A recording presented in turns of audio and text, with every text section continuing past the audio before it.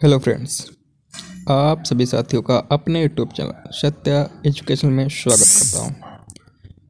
Friends, आज हम subject second paper second है और सब्जेक्ट का नाम है थ्योरेटिकल फाउंडेशन ऑफ कैरिकुलम, पाठचर्या के सैद्धांतिक आधार।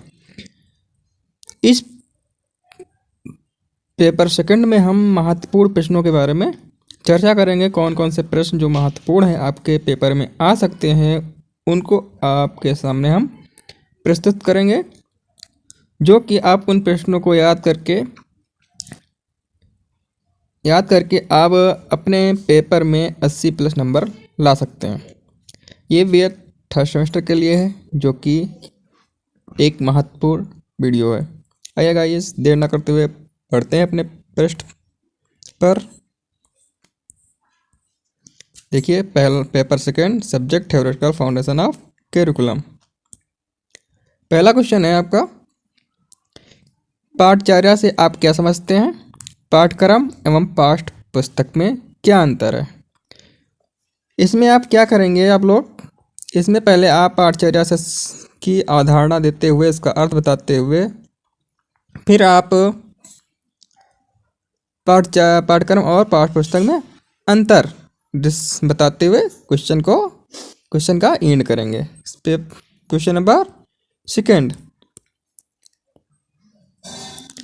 क्वेश्चन नंबर सेकंड जो है, क्या कह रहा है कि पाठचर्या के विभिन्न प्रकार कौन कौन से हैं? शिक्षक केंद्रित और बाल केंद्रित पाठचर्या के विषय में सविस्तार से वर्णन कीजिए।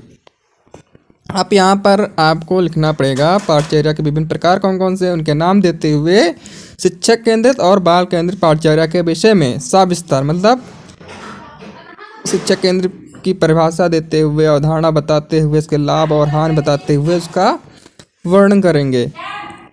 फिर क्वेश्चन नंबर थर्ड क्या है?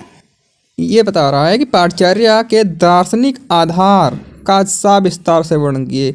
जो भी दार्शनिक आधार में जो भी विशेषताएं होती हैं, जो भी महत्व होता है, जो भी दार्शनिक आधार में जो भी पार्ट होते हैं, जैसे हो जाते हैं दार्शनिक आधार में आ जाता है प्रकृतवादी,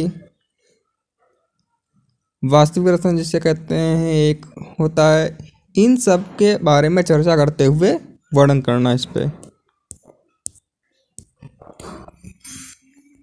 फिर क्वेश्चन नंबर 4, पाठचर्या विकास के निर्धारक एवं प्रेरक तत्वों का सविस्तार से वर्णन कीजिए। निर्धारक तत्व कौन कौन से होते हैं उनका वर्णन करना है, और फिर उसके बाद प्रेरक तत्व कौन कौन से होते हैं उनका वर्णन करते हुए आप क्वेश्चन का एंड करेंगे। Question number 5।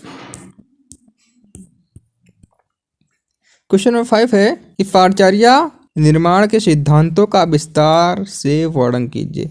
जब हम पाठचर्या का निर्माण करते हैं उनमें कौन कौन से सिद्धांत उस समय उपयोगी होते हैं उनका सविस्तार से वर्णन करते हुए लिखना है आपको। क्वेश्चन नंबर 6,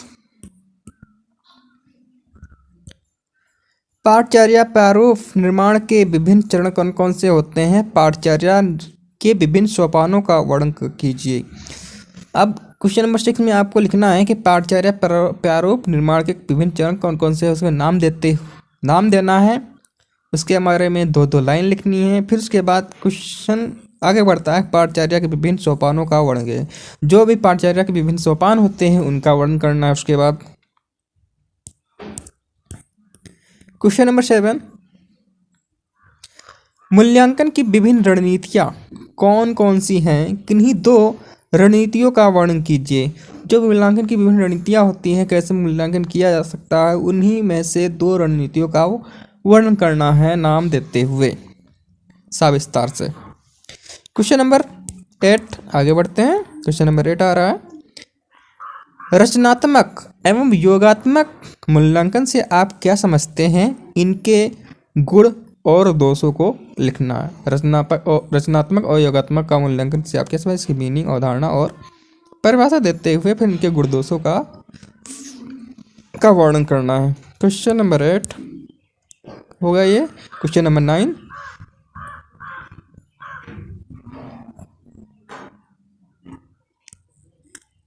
क्वेश्चन नंबर 9 है पाठचर्या के मॉडल कौन कौन से मॉडल जो भी होते हैं कौन कौन से हैं उसके नाम लिखना है, फिर इन्हीं दो मॉडलों का सविस्तार से वर्णन करना है। यहाँ पर क्वेश्चन बदल सकता है कि दो मॉडल के स्थान पर एक मॉडल का वर्णन करने के लिए कह दे आपसे। क्वेश्चन नंबर 10, गांधी जी के बुनियादी शिक्षा से आप क्या समझते हैं, इनके विचारों की समीक्षा कीजिए। गांधी जी ने शिक्षा के क्षेत्र में कौन कौन क्या विचार दिए थे या क्या उन्होंने बताया था, आप गांधी जी के विचार से आप क्या समझते हैं, उसे गांधी जी के जो विचार थे उनसे आप क्या समझते हैं उनको लिखना। फिर गांधी जी के विचार कौन कौन से थे, उन विचारों की समीक्षा करते हुए आगे बढ़ना है। पेपर का मॉडल जो होगा क्वेश्चन 10 आएंगे, मतलब 10 आएंगे, उसमें से कोई भी आपको 5 क्वेश्चन लिखने हैं। ये नहीं कि आपको कोई 4 क्वेश्चन लिख दे, एक क्वेश्चन ना करे, लेकिन 5 में से आपको 10 क्वेश्चन करने ही हैं। आप कोई भी क्वेश्चन छोड़ के मत आइएगा पेपर में, जिससे कि आपको बहुत भारी नुकसान उठाना पड़े, क्योंकि क्वेश्चन 16 नंबर का होता है। अगर क्वेश्चन 1 नहीं करके आएंगे तो आप 16 नंबर चले जाएंगे। उसके बाद जो मार्किंग होगी वो 10 और 12 नंबर पे होती है 16 में से, तो आप 10 नंबर से अलग लेकर आते हैं 240 नंबर ही होंगे।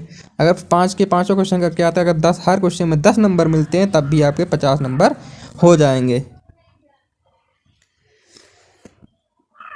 तो गाइस वीडियो अच्छा लगे तो लाइक और शेयर करना ना भूलें, और जो आपके फ्रेंड हैं उनको भी शेयर कर दें, जिससे कि उनको भी इस वीडियो से लाभ मिल सके। Thank you.